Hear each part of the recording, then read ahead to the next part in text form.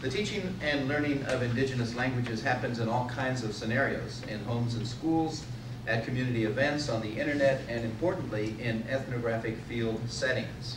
I want to talk about my experiences in learning the Kamsa language, spoken as a native tongue by several thousand people whose roots are in the Sibundoy Valley of southwestern Colombia, through an apprenticeship that took place not in the classroom, but in the field.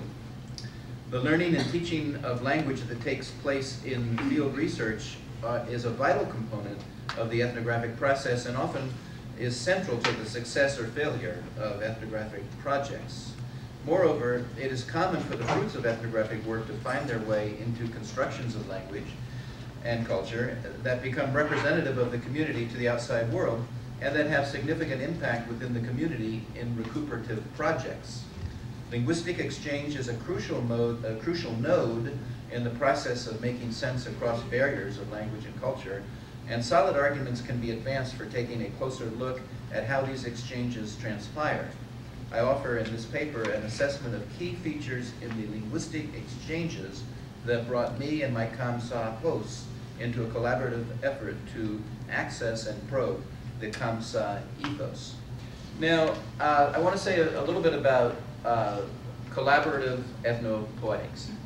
So, in order for me to get a handle on this community through the discourse that I was hearing, I obviously needed to have a way of understanding what they were saying, transcribing the words of the performances, and coming up with reasonable translations. And what I developed was a collaborative process with my host family. I was staying with Justo Akanamihoy and Maria Quahibioy. Actually, Maria is the daughter of Taita Bautista, so this is all kind of, a lot of this transpires within an extended family. And their two sons in particular, two of their older sons, Juan and Angel, these were my helpers and really my partners in gaining a kind of an access to what was happening in these performances. One way, and I want to mention nicknames because this is very different kind of nicknaming, but and this ties in with the Navajo piece too, one of the ways that I really began to understand Kamsa when I was just getting started was through the nicknames, because the nickname is a very concise form, but it often features some of the fairly powerful grammatical possibilities in the language. So I was able to, for example, there's a prefix wa or was, and it crops up a lot in nicknames. These are names, by the way, you don't say directly to a person. You only use in the absence of that person because they are highly offensive.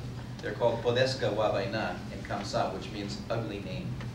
Okay, so was chichila, which I translate as pisser. It's a Kamsa in Spanish, the Kamsa wa, with chichi, which is kind of Spanish vernacular for urine. Given to, and this is what I was told, a woman who was fierce, and when she became angry, she would piss in her clothes. Okay, and then there was was torchina, piece of cake, I translate that. It has that wa again, which is a kind of intensifying, it's a humanizing and intensifying prefix, and torchena, which is from the Spanish, given to, and again I quote from my informants, a woman who liked to drink. There she would sit showing all her private parts. Then there was the nominal classifier bay, and later I learned in the mythic narratives, one of the ways to spot a humorous story is when the character is given this nominal classifier bay, which is for round objects. And round objects are humorous in Kamsa. So this was, but I was first alerted to this in nicknames like Don Watunga Bay, which I translate as Sir Balls, Spanish term of respect, Don, and a Kamsa derivative, Wasunga Bay, ball, given to a man with a speech defect who substitutes T for S. But let me talk a little bit about some of the principles of the collaborative ethnopoetics that developed as I worked together with my host family. There really were three kinds of points that I would stress. One, we worked through Spanish as a shared platform of communication.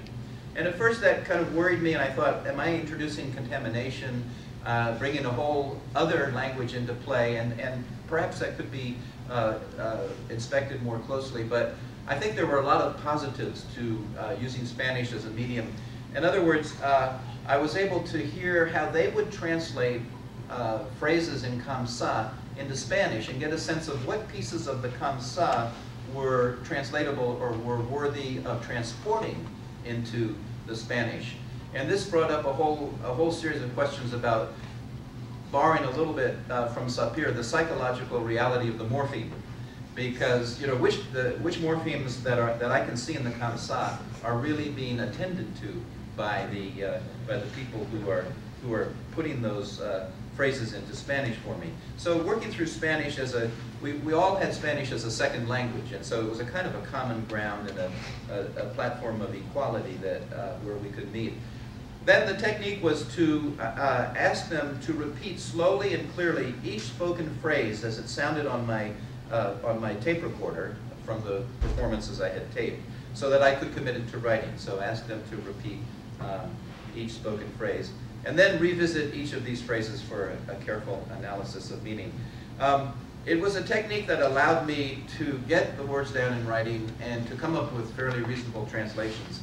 So I think it was successful, but I want to, there's a whole piece in here about ceremonial speaking, which is kind of like, takes you to the limit of intelligibility and really challenges this collaborative ethnopoetics in that even the creators of some of these ceremonial speeches could not fully translate the speeches to me. But I think in the interest of saving time, I'm going to kind of slide by that and just note in passing that the languages, all the languages we work with have these kinds of verbal forms that involve a kind of an artistry where the possibilities of the language are really explored and exploited and pushed to the limits or even beyond. As an ethnographer of communication in Colombia's Sibundoy Valley, I was conspicuously a language learner. My curriculum was the verbal art forms of the Kamsa, and I graduated from an elementary course in nicknames to an intermediate course in mythic narratives, and finally moved on to advanced training in ceremonial speaking and the quasi-verbal languages of the native doctors. My instructors were my congenial hosts who dedicated many patient hours to my improvement. They were able to see progress on my part, and I was able to gain valuable access to the world of Kamsa words. These words converged on the ancestors as the cosmic and political matrix of Kamsa thought. Committing Kamsa to writing has been a continuing challenge for me. It is an exercise that brought me into close proximity with my Kamsa hosts as it became our shared project. During the many hours I sat, notebook in hand, tape recorder at the ready, sorting out Shema from Kesh, because there are two phonemes that I could not distinguish. And we came up with a system. Is Shema as in woman, which would be the SH, or is it Kesh as in dog, which would be the sound that I write as X. So I spent much time sorting out those sounds and sifting through the clusters of morphemes. My Kamsa hosts and I worked as partners in a common endeavor. At times it seemed that Justo and Maria were more intent than I was on moving forward with the project. They came to share my agenda, which held meaning for them as well, as both were already serious students of their own language and culture, positioned as untrained but highly sensitive insiders.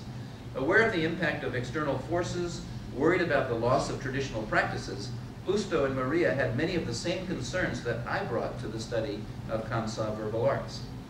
Committing Kamsa to writing was also the vehicle that illuminated for me the hovering presence of the Antehuanos, the first people, the ancestors, over all the affairs of the current day. At the root of every Kamsa saying, mythic narrative, and ceremonial speech is the example of the ancestors, makers of Kamsa civilization, guarantors of cosmic order. Creating a collaborative ethnopoetics was productive in its own right, as a forum binding me and my host to a common purpose, but it had the instrumental value of making palpable for me a universe in which Wangitsluna set things straight by blowing the horn his grandfather, the thunder, had provided him with. From that moment on, the animals remained animals and the people, people.